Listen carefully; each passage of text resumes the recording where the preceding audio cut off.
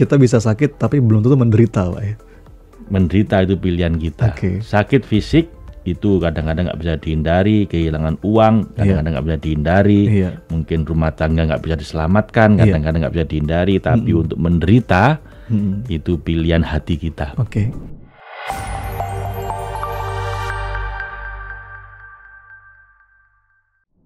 Bismillah, Pak Faiz, kita lanjutkan ke bab 11. Masih dalam rangkaian bahasan kita, teman-teman, membedah buku 70 Jalan Cinta Menuju Tuhan, menuju Allah, yang ditulis oleh... Jalan yang ke-11 ya? Jalan ke-11 sekarang, Pak. Ini tentang cinta hingga merana. Ini gimana nih maksudnya, Pak? Love until it's hurt. Cinta hingga merana. Para bidan tentu paham bahwa ibu yang mau melahirkan harus rela merasakan sakit tak terkira untuk memberi jalan buat kelahiran bayinya. Begitu juga kita tidak bisa terlahir kembali menjadi manusia baru kecuali setelah melewati penderitaan yang dalam. Seperti keindahan makna puasa yang lebih jelas dirasa tatkala berbuka hanya setelah siang menahan lapar dan dahaga. Sebagaimana pula tanah liat tidak bisa menjadi vas bunga yang kuat dan indah kecuali harus dibakar dulu, maka cinta pun hanya akan sempurna jika telah melalui berbagai ujian yang menyakitkan. Masya Allah. Jadi jangan takut dapat ujian, jangan takut dapat musibah, karena di jalan cinta, musibah seberat apapun akan terasa indah. Dan sakit itu nggak bisa kita hindari, Pak ya. Pain is inevitable. Yes, Mas Sony. Pain is inevitable, but suffering is your choice. Is your choice. Kita bisa sakit, tapi belum tentu menderita, Pak ya. Menderita itu pilihan kita.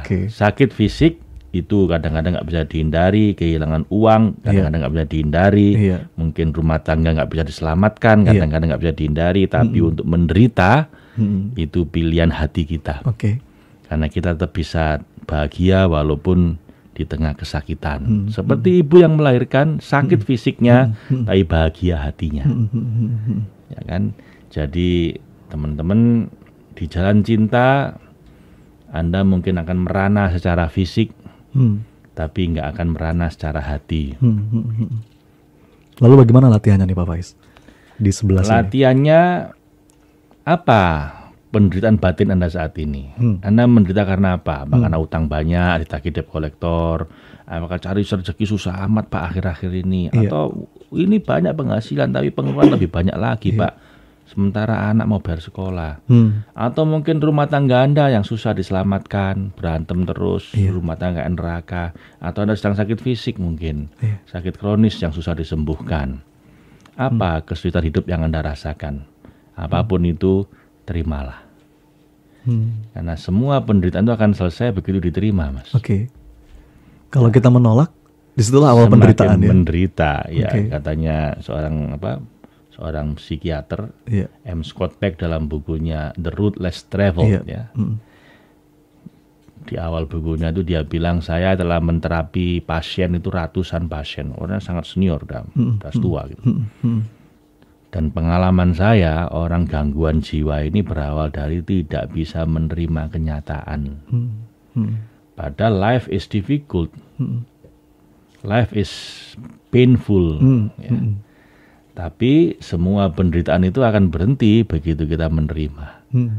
Life is difficult, but whenever you can accept that life is difficult, then life not difficult anymore.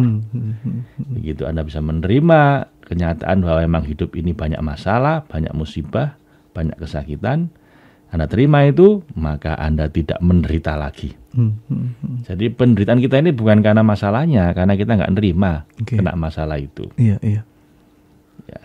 itu kayak Bilal bin Rabah dikasih batu besar di dadanya, nafas saja berat, tapi beliau bilang ahad, ahad, gitu.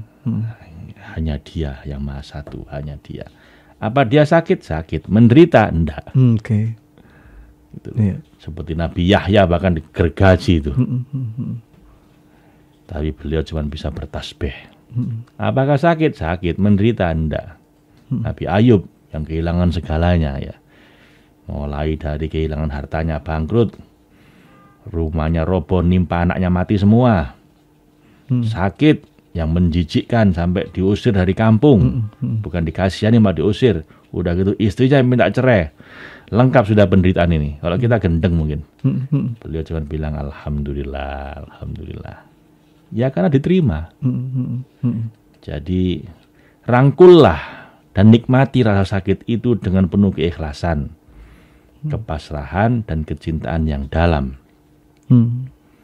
Karena toh semua ini pada akhirnya akan berlalu. Di saat ia berlalu, cinta kita akan lebih teruji dan makin sejati. Masya Allah. Saya jadi ingat Pak, kemarin ngelihat video Gaza, ya, seorang ibu yang memeluk anaknya yang meninggal Pak karena dibom sama Zionis. Ibu itu nangis, tapi sambil dia peluk dan dia mengatakan hamba ridho ya Allah, hamba ridho ya Allah. Itu luar biasa Pak ya. Ya. Jadi boleh kita nangis, boleh kita sedih, asal ridho. Iya. Gitu ya, supaya jadi tangisan yang diridhoi. Bukan nangis untuk meratapi ya Pak.